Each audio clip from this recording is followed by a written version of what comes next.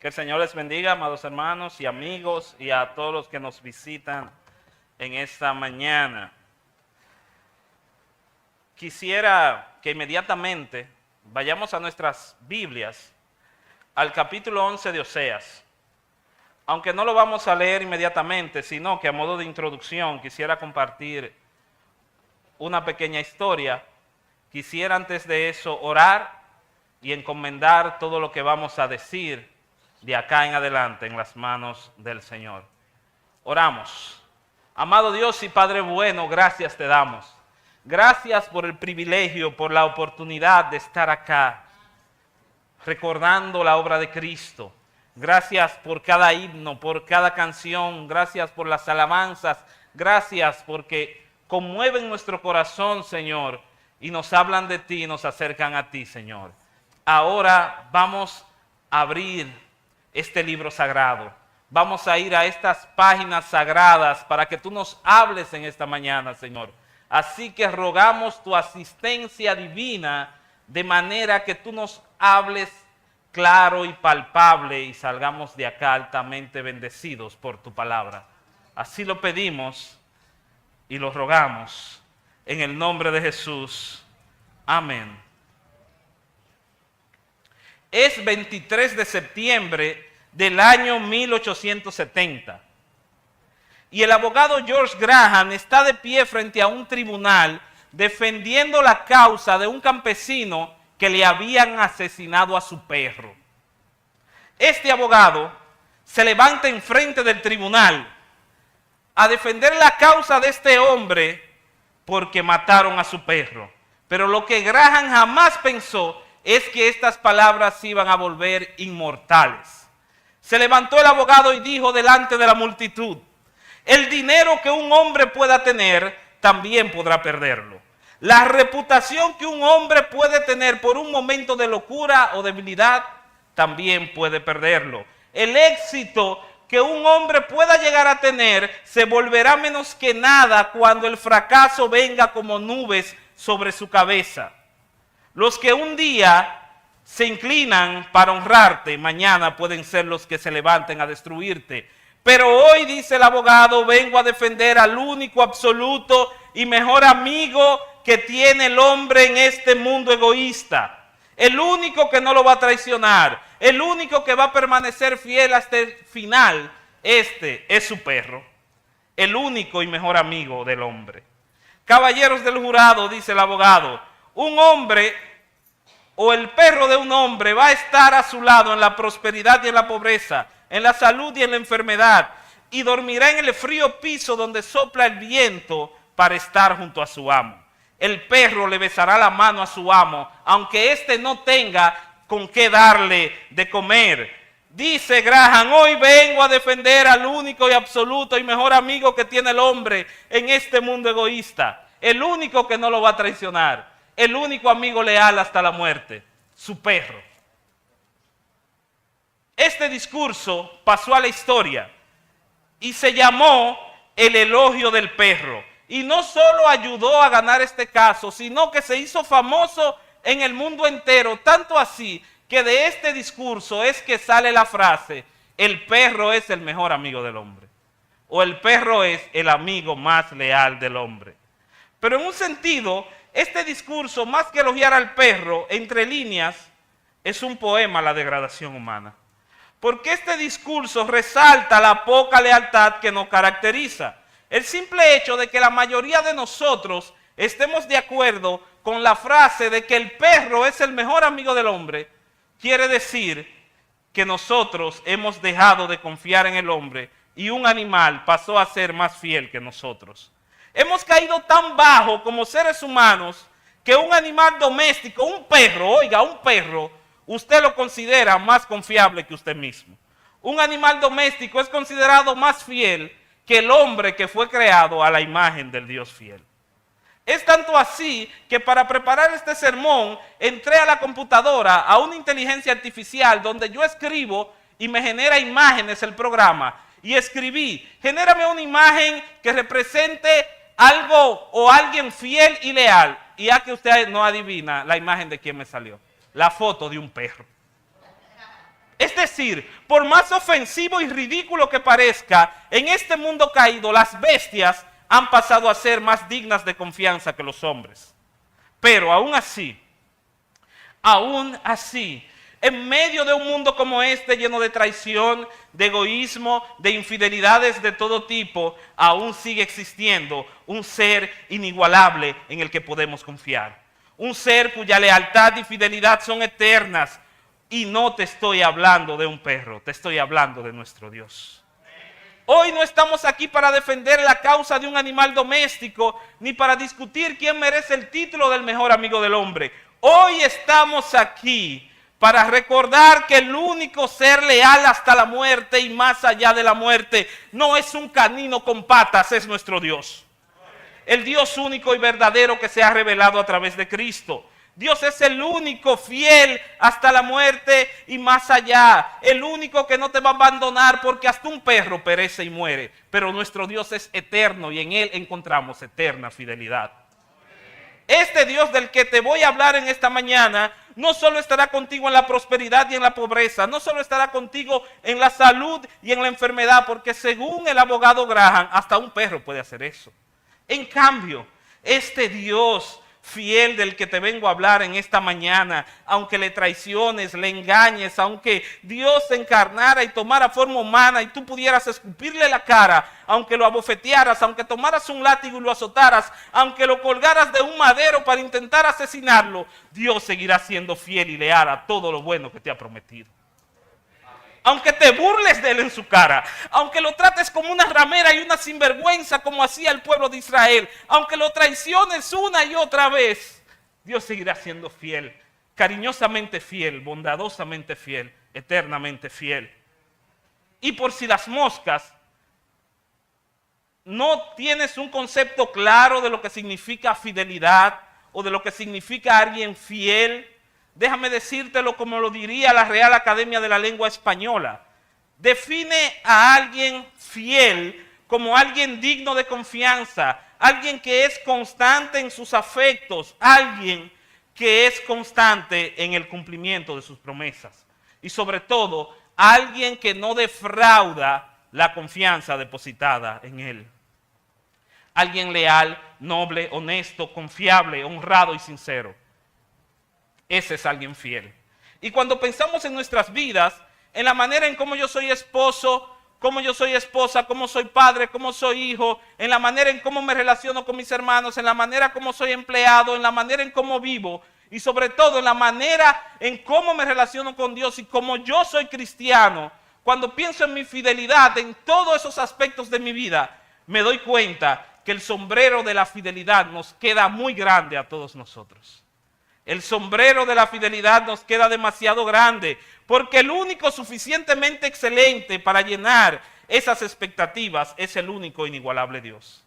Solo Dios puede ser 100% fiel en todos sus caminos. Por lo tanto, no debería haber nada ni nadie real o imaginario más digno de confianza que nuestro Dios. Los bancos quiebran, el dinero se gasta, el cuerpo se enferma, la belleza se marchita, las amistades se marchan. Los vehículos se dañan, las casas se agrietan, los empleos se pierden, la memoria se desgasta, los ministerios y los proyectos fracasan.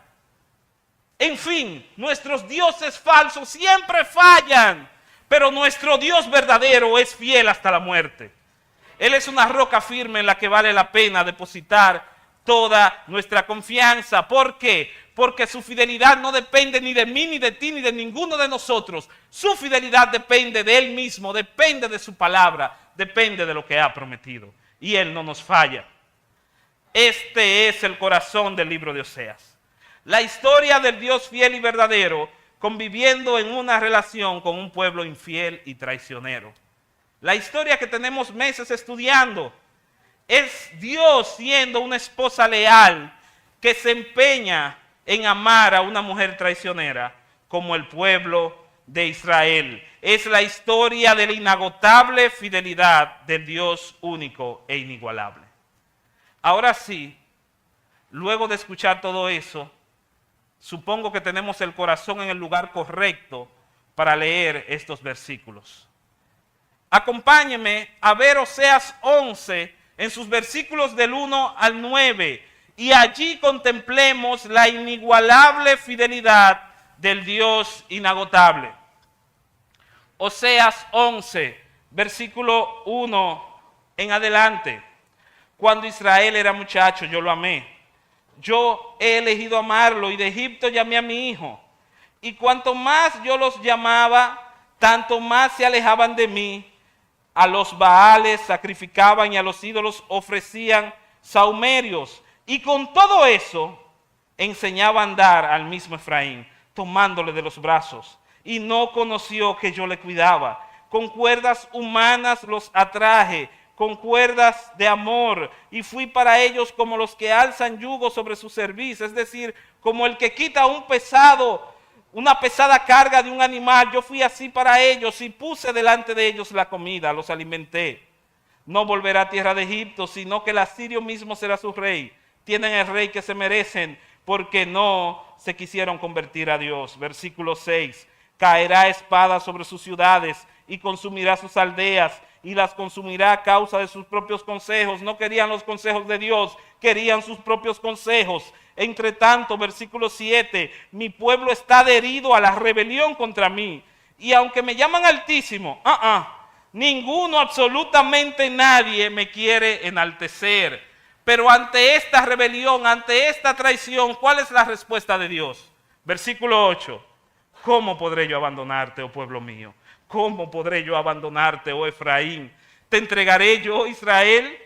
¿Cómo podré yo hacerte como Admá o ponerte como Saboín, ciudades que fueron destruidas hace tiempo? Mi corazón se conmueve dentro de mí. Se inflama toda mi compasión. Por tanto, no ejecutaré el ardor de mi ira, ni volveré para destruir este pueblo, no volveré para destruir Efraín. ¿Por qué? Porque Dios soy y no hombre. No soy cualquiera, no soy común. Yo soy Dios, el Santo en medio de ti. Y no entraré en la ciudad con el fin de destruirla. A pesar de que el pueblo de Israel se había empeñado en darle la espalda a Dios, Dios se empeñó aún más en perseguirlos con su gracia y su misericordia. Porque el Dios fiel había prometido tener misericordia de este pueblo de Israel, porque este ha de ser un pueblo elegido por Él, de donde habría de nacer nuestro Salvador Jesús en carne. Y si estos versículos fueran la escena de una película de acción, lo que yo veo en esos versículos que leímos es una escena de persecución. ¿Se dieron cuenta de eso? Vamos a repasar conmigo. Si se fijan, lo que leímos fue la narración de una persecución, versículos 1 y 2. Dios decide amar a este pueblo, a este grupo de personas que conocemos como el pueblo de Israel, los llama a vivir en relación con Él. Dios quiere estar con ellos. Pero ¿qué pasa en el versículo 2? Cuanto más Dios los llama, ellos corren tras sus dioses falsos, tras sus ídolos. Paréntesis, lo hemos dicho muchas veces, pero no me voy a cansar de decirlo. Todo aquello que amamos más que al Dios verdadero es un Dios falso. Es un sustituto fallido de Dios. Es una imitación barata de Cristo. Y a esto es lo que la Biblia llama ídolos o dioses falsos. Los dioses falsos de Israel eran figuras de barro, de tierra, de piedra, de madera. En cambio, los dioses falsos que nosotros adoramos, pueden estar en todos los colores y sabores. Los dioses falsos que nosotros adoramos pueden ir desde un celular hasta una red social. Pueden ir desde unos amores escondidos con uno creyente hasta una cuenta de banco, un deporte o un videojuego. Cualquier animal, persona o cosa que tú ames más que a Dios, ese es tu ídolo. Ese es un Dios falso.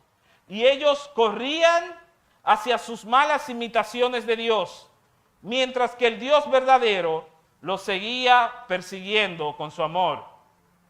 En los versículos 3 y 4, Dios los cuida, los toma de la mano, los atrae con cuerdas de amor, los alimenta. Pero ellos se rebelan contra el Dios verdadero y quieren seguir tras las faldas de sus dioses falsos. Aún con su boca decían, oh gloria a Dios, alabamos a Dios, pero con su corazón alababan sus propios ídolos. En cambio, el Dios traicionado responde en el versículo 8, ¿cómo los voy a abandonar? Si estoy inflamado, si estoy ardiendo de compasión con ustedes. En resumen, el pueblo corre de Dios para perseguir sus ídolos. En cambio, Dios corre detrás del pueblo para salvarlo de sus ídolos. Podrás correr de mí, dice el Señor, pero mi fidelidad te perseguirá. Podrás correr de mí, pero mi fidelidad expresada a través de la misericordia que te prometí, te va a perseguir. Así como esa conocida canción que hemos cantado tantas veces acá, la bondad de Dios en esa estrofa que nos habla de cómo nos persigue su fidelidad. Cuando leo estos versos, solamente me dan ganas de repetir y de decir a viva voz, tu fidelidad sigue persiguiéndome. A pesar de mis fallas, de mis errores, de mi pasado, de mis malas decisiones, a pesar de mis pecados, la fidelidad de Dios sigue persiguiéndome. Oh pueblo de Dios, así como el amor y la misericordia de Dios persigue al pueblo de Israel en ese texto, así Dios sigue persiguiendo su iglesia con su fidelidad. Porque la fidelidad de nuestro Dios es inagotable, no se gasta, no se consume, no se acaba. Así como no se agota el agua en el océano, ni las estrellas en el cielo, ni la hierba mala en el cunuco, ni la energía en los niños pequeños, ni el comején en la madera mala. Así como no se consume ni se gasta el oxígeno en el aire, así es y más de ahí es inagotable la fidelidad de nuestro Dios para con nosotros. Porque no existe nada que iguale la fidelidad del Dios verdadero para con su pueblo. Nadie podrá ser tan leal a ti como es el Dios verdadero, porque ha engrandecido sobre nosotros su misericordia y la fidelidad de Jehová es para siempre, dice el Salmo 117.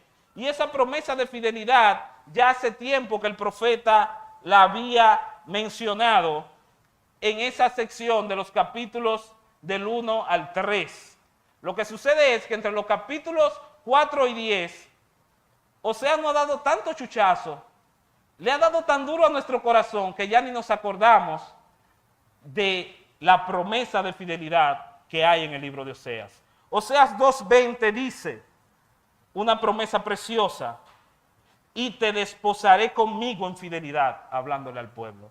Te desposaré conmigo y conocerás a Jehová. Y esta promesa se extiende hasta nosotros porque sabemos que Cristo ha de venir a buscar su iglesia, de que el novio vendrá a buscar la novia y nos va a desposar para vivir en una eternidad fuera de pecado, en fidelidad, eternamente, amando y disfrutando del amor de nuestro Dios.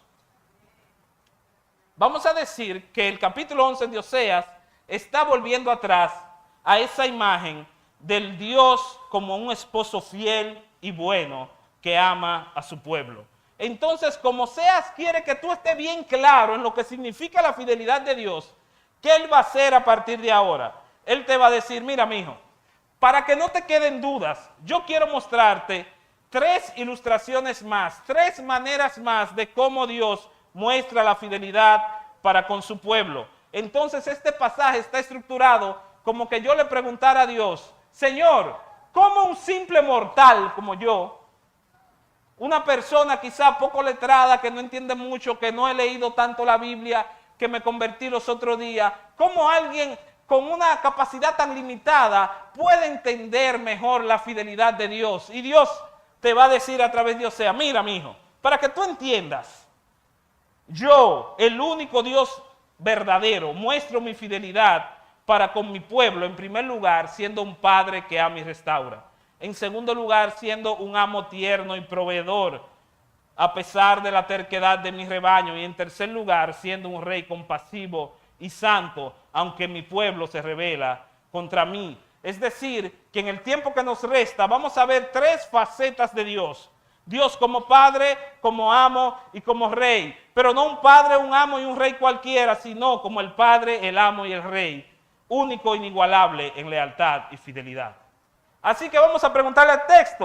Oseas, háblame. Te voy a preguntar, ¿cómo muestra el Dios fiel su fidelidad para con su pueblo? En primer lugar, Oseas te dirá, como un padre que ama y restaura. Versículo 1, mírelo ahí. Cuando Israel era muchacho, ¿qué hizo Dios? Yo lo amé y de Egipto llamé a mi hijo. Pero ven acá, ¿y por qué está en pasado? ¿Será que Dios amaba a Israel y ya no lo ama? ¿Por qué en pasado? Bueno, la idea no es que Dios haya dejado de amar a su pueblo, sino que el profeta está haciendo alusión a cuando el pueblo era muchacho. Es decir, Él quiere que nosotros entendamos o veamos cómo Dios podía apreciar a este pueblo aun cuando fue esclavo en Egipto, aun cuando este pueblo no tenía ningún atractivo, aun habiendo tantos pueblos poderosos para Dios apadrinar. Dios escoge este grupo de personas débiles y pecadoras como nos escogió a ti y a mí para conocerle, porque nosotros les amamos, no porque seamos los mejores, ni los supercreyentes, ni los supersantos, nada de eso, sino porque Él nos amó primero. Y así como un padre ama a sus hijos por puro amor, a pesar de sus defectos y fracasos, Dios te ama a pesar de tus defectos y fracasos. Si eres creyente, recuerda que así como la lechuza no encuentra feo a sus hijos, Dios nos ve preciosos a cada uno de nosotros. Pero no porque seamos hermosos en sí mismos, sino por la belleza de Cristo en nosotros. Ese verso 1 apunta a la idea que cuando Israel parecía débil, torpe, inexperto, como es un muchacho, aún así Dios no dejó de amar a su pueblo, como tampoco deja de amarte a ti. Aun cuando las circunstancias parecen decir lo contrario, Dios te ama. Dios te ama, mi hermano, Dios te ama, mi amigo. Y de allí, de la esclavitud de Egipto, Él llamó a su hijo. Aunque en el Evangelio de Mateo hay una cita para referirse a ese texto sobre Cristo, o sea, que apunta hacia Cristo cuando lo leemos desde Mateo. Aquí en Oseas, según el contexto, claramente está hablando del pueblo de Israel. Pero lo más impactante de Dios como Padre es que este Dios ama a pesar de la desobediencia de sus hijos. Mire cómo dice versículo 2. Mientras más yo los llamaba, ¡hey, ven acá, que yo te amo con toda mi alma! ¿Qué hacía el pueblo de Israel? Se alejaba más. Iba a los Baales, a los dioses de la fertilidad, y sacrificaban ídolos y ofrecían saumerios. Saumerio se refiere a ofrendas quemadas, sacrificios o actividades o cultos que hacían a los dioses falsos. Aquí Israel es como un hijo descarriado. Y el llamado a la idolatría parece ser más fuerte y ruidoso que el Padre amoroso.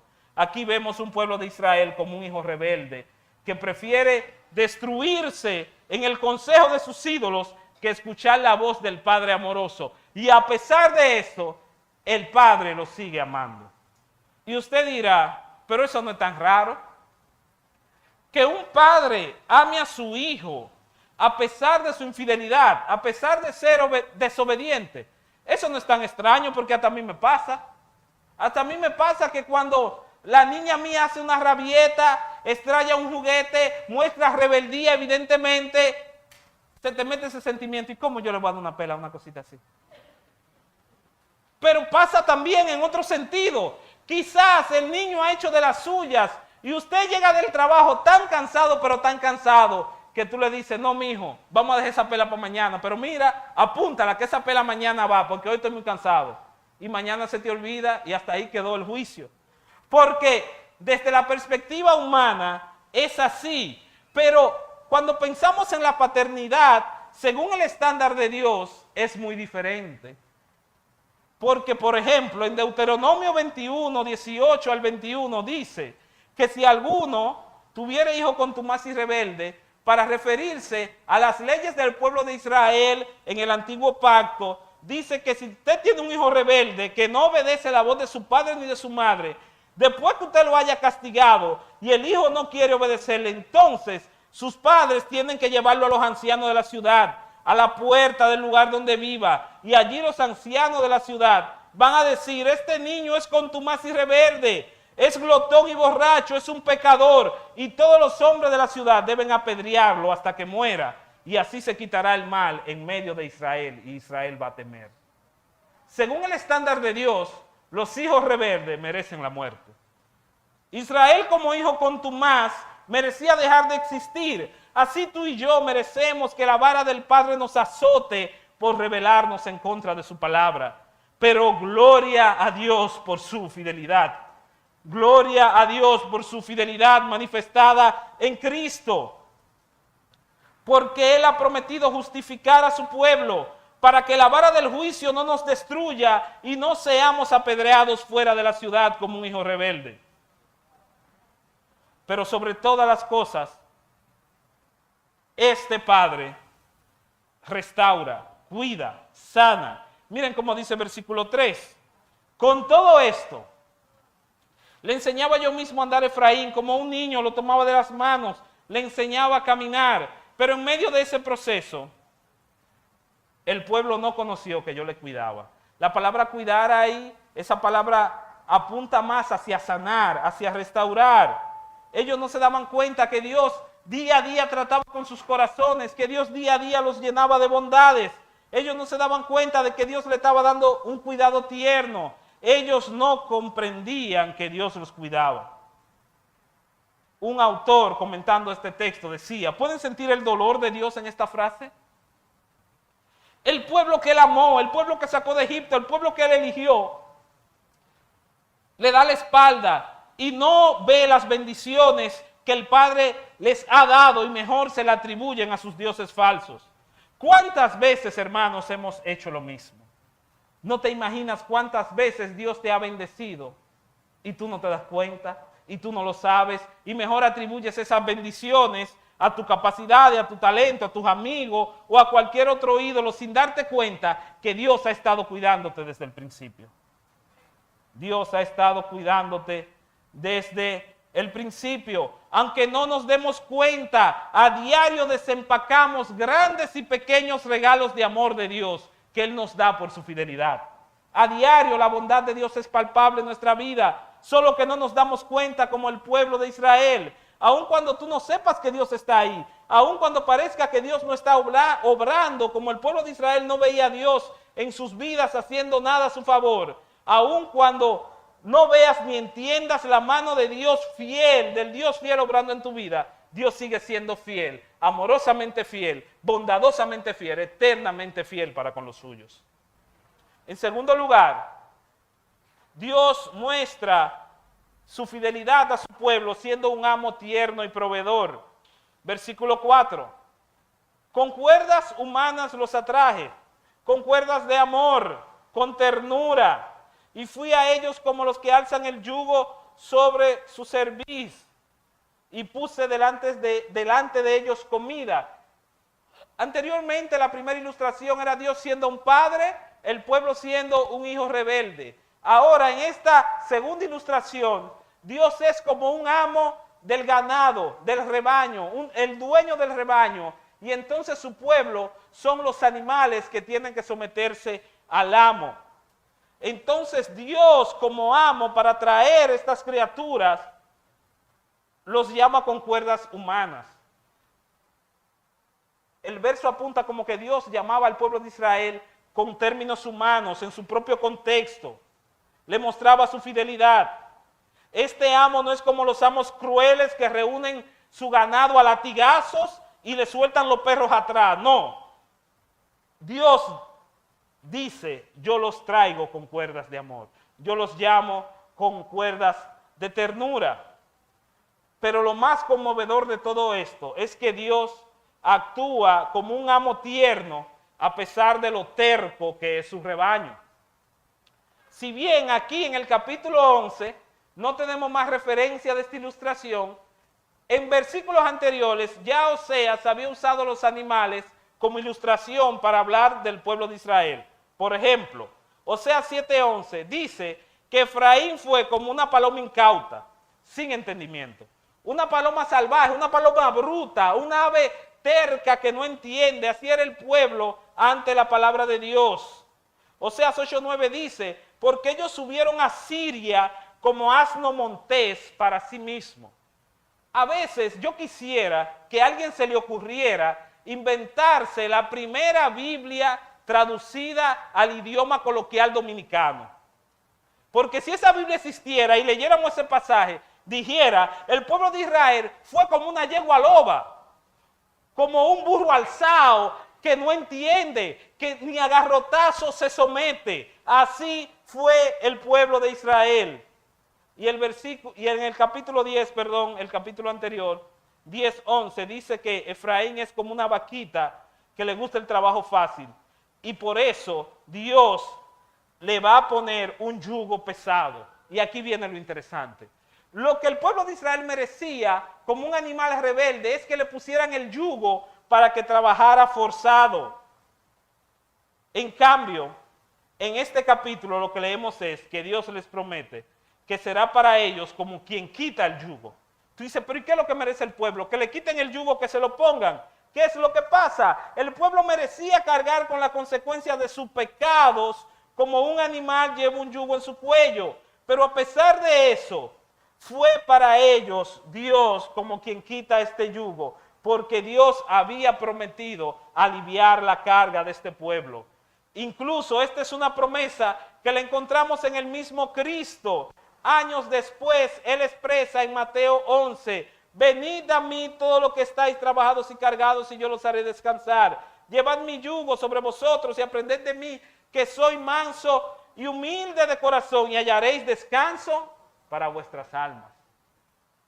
Si el Dios fiel encarnado en Cristo prometió darte descanso cuando confías en Él, créeme que lo va a cumplir. Créeme que en Dios encontramos descanso, porque Dios es un amo amoroso y tierno. Y es tan tierno y humilde que dice el versículo 4 al final, me puse delante de ellos para darle la comida. En el original es me agaché, me puse a su nivel, me puse a la misma altura del animal, me humillé delante de él y le serví la comida para que se alimentara. Asimismo, el Dios inigualable se encarnó en la persona de Cristo, se humilló hasta los sumos para que nosotros resurjamos juntamente con Él. Pero este Dios, en tercer y último lugar, es un rey compasivo y santo. Dice el versículo 5, no volverá a tierra de Egipto. Ojo, los mejores manuscritos entienden que la palabra no debiera ser ciertamente. La idea es ciertamente volverán a Egipto, volverán a ser esclavos, versículo 5. Y el asirio mismo será su rey, van a tener el rey que se merecen porque no se quisieron convertir. Y caerá la espada sobre sus ciudades y consumirá sus aldeas por causa de sus propios consejos. No querían escuchar a Dios. De manera que no hay dudas de que este pueblo es rebelde a su rey. Este es un pueblo rebelde a su rey y por eso Dios los entrega a que se vayan hacia sus propios reyes. Esto destaca que la fidelidad de Dios es como un arma de dos filos. Que Dios sea fiel no significa que Él va a pasar por alto tus rebeliones. Que Dios sea fiel no significa que no vas a recibir los cocotazos bien dados del Padre cuando te rebeles contra Él, ni el buen azote del amo tierno que es Dios. Porque Dios ha prometido ser fiel a su palabra, no a tus caprichos. Dios ha prometido ser fiel a su palabra, a sus promesas y no a tus caprichos. De manera que así como Dios será fiel para cumplir todo lo bueno que te ha prometido, Dios también será fiel para cumplir toda la disciplina que ha prometido para su pueblo rebelde. Por eso la disciplina allí, en ese versículo que leímos, es que el pueblo iba a ser capturado y llevado a una nación extranjera. Y no hay duda de que este es un pueblo rebelde. Mira cómo dice el versículo 7. Entre tanto mi pueblo está adherido a la rebelión contra mí. Aunque me llaman el Altísimo, ninguno me quiere enaltecer. Otras versiones dicen, mi pueblo se mantiene infiel contra mí. De la boca para afuera, me dicen el Altísimo, el Sublime, el Grande, aleluya, gloria a Dios, pero en su corazón no me honran. Y no importa en qué reino estuvieran, o en qué reino tú te ubiques en el Antiguo Testamento, en cualquier reino antiguo, rebelarse contra el rey es un crimen digno de muerte. Pero este rey es distinto a todos los demás, porque es un rey lleno de compasión. Versículo 8. Dice el Señor ante la rebelión de su pueblo, ¿Cómo podré yo abandonarte? ¿Cómo te voy a dejar a tu suerte si yo he prometido amarte? Te entregaré yo, Israel, te entregaré yo, pueblo mío. La palabra te entregaré allí bien pudiera traducirse como rendirse. Dios le está diciendo a su pueblo, yo no me voy a rendir contigo. Hermano, amigo querido, Dios no se rinde contigo. Podrás parecer un caso perdido. Para nosotros el pueblo de Israel es un caso perdido. Eran gente que no entendían, gente que vieron columna de nubes, vieron columna de fuego, maná le cayó del cielo, Dios lo llenó de bondades y seguían siendo rebeldes a Dios constantemente. Y cuando lo vemos desde esa perspectiva decimos, wow, pero qué gente más mala, el pueblo de Israel. Pero Dios mío, Señor, suelta el mando de esa gente, que se mueran, que sean calcinados en su juicio. En cambio, Dios no es como tú y como yo, porque nuestro Dios es un Dios lleno de compasión y fiel hasta la muerte y más allá.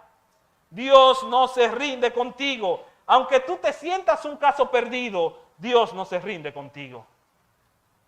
Sigue diciendo el profeta, ¿cómo podré yo hacerte como Admá o ponerte como Seboim? Estas son ciudades que fueron destruidas junto a Sodoma y Gomorra. Y termina diciendo el versículo 8, mi corazón se conmueve, dentro de mí se inflama toda mi compasión. Permítame desmenuzar este versículo, ya estamos terminando, no se preocupe. Mira lo que dice al final el versículo 8. Mi corazón se conmueve dentro de mí, se inflama toda mi compasión. Esa palabra conmover allí, ese verbo, es como voltear o dar vueltas en hebreo. Así late el corazón de Dios por ti. Aun cuando decides apartarte de Dios para vivir para ti, aun cuando dejas su palabra a un lado, aun cuando los ídolos te pican el ojo, te seducen y tú caes redondito, aun cuando el pecado te manda a la lona y tú estás inmerso en la idolatría, mientras por un lado los hombres te van a criticar y se van a burlar de tu caída, por el otro lado el Dios fiel estará lleno de compasión por ti. A Dios se le revuelca el corazón pensando cuando tú te alejas de Él. Eso es lo que dice el verso. A Dios se le infla el corazón de compasión por ti, aún en medio de tu lucha pecaminosa, aún en medio de ese pecado que no le baja la marcha, aún en medio de ese pecado que día tras día te abofetea, aún en medio de tus derrotas espirituales, las puertas del trono celestial están abiertas para ti, porque Dios no dejará de ser fiel a lo que te ha prometido. Dios ha prometido estar contigo. Ese inflamar que luego dice más hacia adelante tiene que ver con sentir algo en las entrañas, con sentir algo desde adentro. Hay dos ejemplos, pero voy a mencionar uno solo, que muestra claramente lo que significa esta compasión de Dios. En Primera de Reyes 3 hay una historia de que dos madres fueron ante el rey Salomón, el sabio Salomón, a decir que ese era su hijo. De manera que no se sabía si este hijo era de una o era de otra, porque había una que había asesinado uno de los niños y la otra se los robó. Entonces están en la discusión. ¿Y cómo sabemos si la una dice, este es mi hijo, y la otra dice que este es mi hijo, y están los dos en el tribunal? Entonces Salomón dice, ok, vamos a resolver esto. Busque una espada y parte al muchacho a la mitad. Así le damos una mitad a una madre y le damos una mitad a otra madre. ¿Y qué dice la Biblia? Que la madre verdadera dijo, déjalo vivo, porque sus entrañas se conmovieron por su hijo. Porque sus entrañas se conmovieron por su hijo. Esa palabra se conmovió, es la misma palabra que aparece en Oseas. Es decir, que así como una madre desconsolada y desesperada por la vida de su hijo, así se revuelca el corazón de Dios de compasión por ti. Así de profundo Dios te ama, así desde las entrañas de su eterno ser, Dios te ama. Te ama con compasión. Y la palabra compasión que encontramos allí solamente aparece 3 veces en el Antiguo Testamento. Uno en Isaías, otro en Zacarías y aquí en Oseas. Y ambos tienen que ver o los tres tienen que ver con compasión en el sentido de dar consuelo. Isaías 57, yo los voy a pastorear, les voy a dar consejos. Zacarías 1:13, Dios dice que dará palabras consoladoras. Esta palabra aquí tiene la idea de entender el lamento del otro, de brindar consolación. ¿Qué te quiero decir en esta mañana? Nadie entiende mejor tu dolor que Dios. Nadie entiende mejor por lo que estás pasando que Dios. Por eso, como este Dios te entiende hasta las entrañas, hasta lo infinito, Él no va a dejar de ser fiel. Y termina diciendo que no volverá a destruir a su pueblo.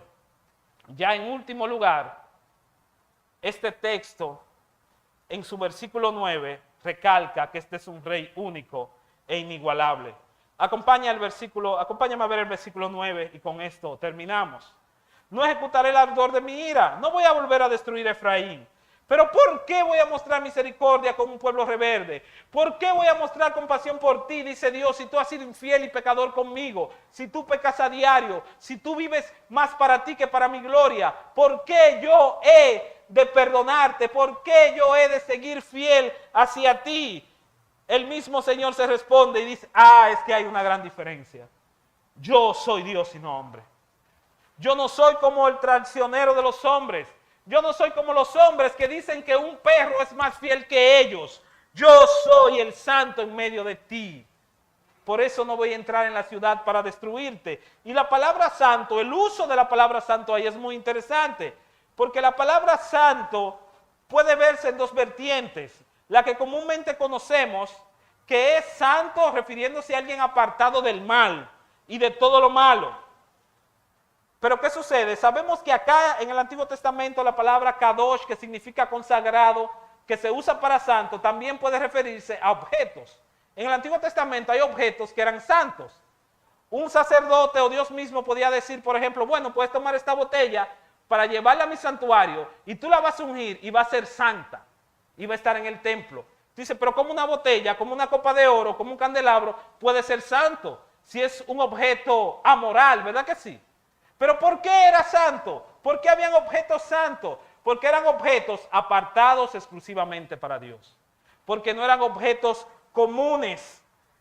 Leo la teología sistemática de Reilly y dice así, que hablando de santidad con respecto a Dios, podemos verlo en dos vertientes, que Dios está separado de todo lo que es sucio y malo, pero al mismo tiempo pudiera verse como que Dios es distinto de todo lo común y de todo lo demás. Ese es nuestro Dios. Él es distinto e inigualable. Él no es como los hombres. Él es el Dios santo. Pero lo que más nos cautiva y nos llena de esperanza, que Él no es el santo que está por allá botado, que ha abandonado a su pueblo, que nos ha abandonado. Él es el santo que está en medio de nosotros. Mira cómo dice el texto. Yo soy el santo en medio de ti. Y es increíble cómo los autores y estudiosos de la Biblia dicen que la estructura de esta oración es similar al significado del término Emmanuel, que significa Dios con nosotros. Y sabemos que Emmanuel es uno de los títulos de nuestro amado Jesucristo. Los humanos fueron creados para estar en comunión con Dios. Nunca hubo la intención de que Dios estuviera completa y definitivamente apartado de su pueblo. El pecado fue que causó esta división, pero por eso Dios en su infinita fidelidad envió a Cristo a morir. Ahora la historia empieza en un jardín. El pecado nos divide, pero terminamos juntos en un jardín disfrutando de Dios, porque llegará el tiempo donde Cristo ha de restaurar completamente, físicamente y eternamente nuestra relación con nuestro Dios. Él es el santo en medio de nosotros. En conclusión, termino diciendo, Dios es inigualable y no hay nadie como Él. No existe nada ni nadie que se iguale a la fidelidad del Dios verdadero para con su pueblo. Nadie jamás podrá ser tan leal a ti como lo es el Dios verdadero. Y para demostrarlo, el Dios fiel y verdadero se encarnó en la persona de Cristo y murió en una cruz por ti. para poder ser fiel a la justicia y a la misericordia al mismo tiempo, Dios nos ha prometido y nos ha regalado a Cristo. Solo Cristo podía hacer esto, porque no hay nadie tan perfecto, puro y santo como Cristo. Por eso su sacrificio fue suficiente. Su sacrificio ha sido suficiente. No hay nadie como el Dios inigualable. Y ese Dios inigualable se ha encarnado en la persona de Cristo. No hay nadie como Cristo. Nadie te ama más que Cristo. Nadie te ama más que Él. En Él hay abundancia de amor, de gracia, de fidelidad. Permítame orar y luego todos vamos a entonar esta canción que los jóvenes han preparado para nosotros. Cerramos nuestros ojos. Oh amado Dios y Padre, gracias te damos. Gracias por tu misericordia. Gracias, Padre, porque en ti encontramos un río de fidelidad inagotable. Gracias, Señor, porque tú no te apartas de nosotros. A pesar de nuestras luchas, de nuestras pruebas, a pesar de que no te veamos actuar, Señor, tú sigues siendo fiel, eternamente fiel, bondadosamente fiel. A pesar de que te fallamos a diario, a pesar de que somos pecadores compulsivos y te ignoramos tu palabra, ignoramos lo que has hecho por nosotros, pero aún así tú sigues siendo fiel y enviaste a Cristo. Por eso hoy podemos cantar que no hay nadie como el Cristo, el Dios fiel encarnado en la persona de Cristo. Amén. En reposo, en silencio sé que tú eres Señor. Al estar en tu presencia sé que hay restauración.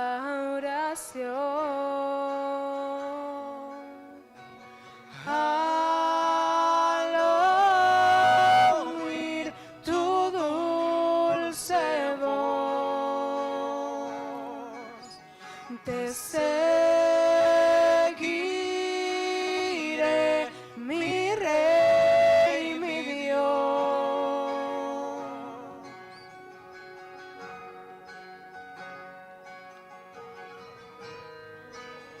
No hay nadie como tú, solo Cristo moriste por mí en la cruz. Viviré para alabar.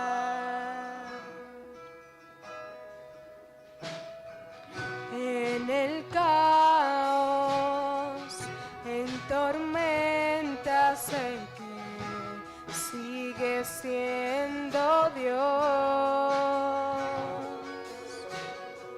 Cuando siento que soy débil, me das la gracia para seguir. Al oír tu dulce voz, cantaré esta canción.